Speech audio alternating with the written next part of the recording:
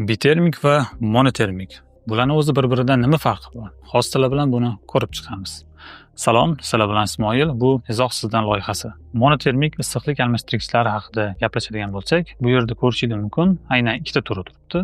Bundan tashqari gaz isitish qozonlarining brendi va uning kilovatiga qarab hajmi, o'lchamlari va uning konstruksiya bir-biriga o'xshamaydigan turlari ham mavjud. Aynan monotermik issiqlik almashtirgichida ikkilamchi plastinali issiqlik almashtirgich ham turadi. Ya'ni monotermik issiqlik almashtirgichini ko'rishingiz mumkin. Monotermik issiqlik almashtirgichida ikkita quvurdan iborat. Ya'ni isitish tizimini, suvini aynan monotermik issiqlik almashtirgichda aynan shu yerdan aylanib o'tadi. Issiqlik almashtirgichda uning ishlab chiqaruvchi tomonidan materiallari ham turli xilda bo'ladi. Ya'ni asosiy 3 xilda bo'ladi. Birinchisi misdan tashkil topgan, ikkinchisi alyumindan, uchinchisi esa zagnos po'latdan tayyorlangan bo'ladi. Hozirgi kunda gaz isitish qozonlarining ishlab chiqaruvchilari tomonidan aynan misdan tashkil topgan issiqlik almashtirgichlari ham o'rnatilmoqda. Sababi aynan mis materiali issiqlik o'tkazuvchanligi koeffitsiyenti juda ham yuqori bo'ladi. Ko'rishimiz mumkin, mana hozirgi shu ikkita issiqlik almashtirgichimiz ham aynan misdan tashkil topgan. Ana endi nimaga ustki qismi ning rangi kulrang deyishingiz mumkin. Sababi shundan iboratki, aynan ustki qoplamasi alyumindan tashkil topgan. Sababi aynan alyumin agressiv muhitga va oksidlarga juda ham chidamli bo'ladi. Shuning uchun ham mis materialining ustiga alyumin purkalgan bo'ladi.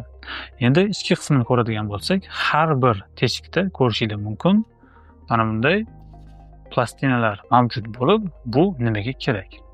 Plastinalar qo'yilishdan maqsad, agarda plastinalar qo'yilmaganida shu teshiklardan suv kirib issiqlikka olmasdan chiqib ketardi.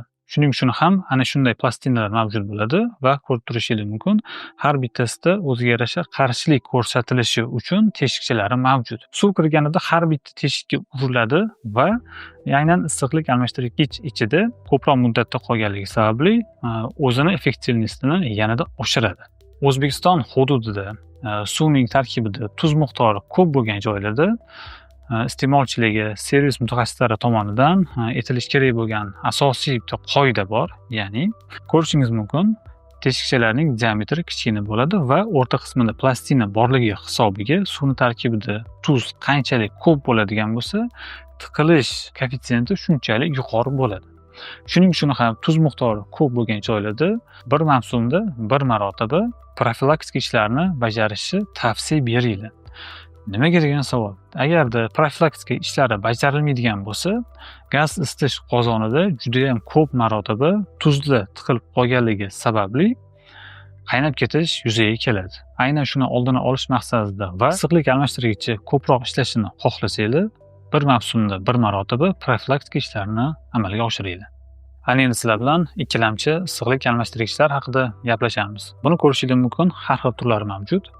Ya'ni konstruktiv jihatdan, o'lchamlari jihatidan, undan tashqari aynan qotiradigan imini bint joylarida ham o'zgarishlar mavjud bo'ladi.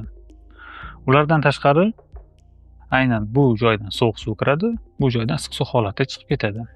Bu joydan bo'lsa isitish tizimining suvi kiradi, bu joydan chiqib ketadi. Ya'ni bu parallel hisoblanadi. Suv kirishimizni bu holatda bo'ladi. Yana buni ikkinchi turi bor, u X turidagi hisoblanadi. Ya'ni issiq suvning suvi bu tarafdan kiradi, ya'ni sovuq suv bu tarafdan kiradi, bu tarafdan chiqib ketadi. Isitish tizimining suvi esa bu tarafdan kirib, bu tarafdan chiqadi. Shunda ko'rishimiz mumkin, aynan issiqlik almashtirgichlar turlari bo'yicha uni konstruktiv jihatdan har xil turlari mavjud.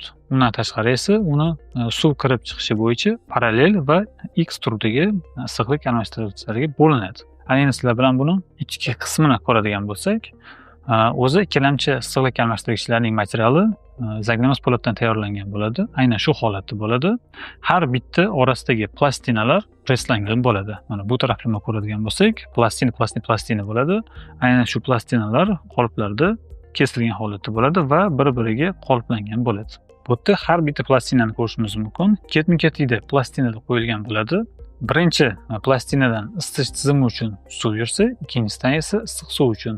Aynan shu holatda ketma-ketlik ketadi.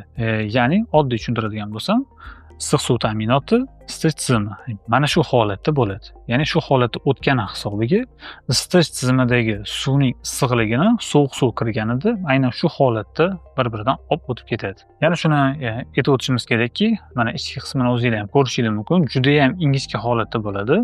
Issiqlikka olib chiqib ketishi uchun aynan shu holatda konstruksiyani qoliplangan bo'ladi.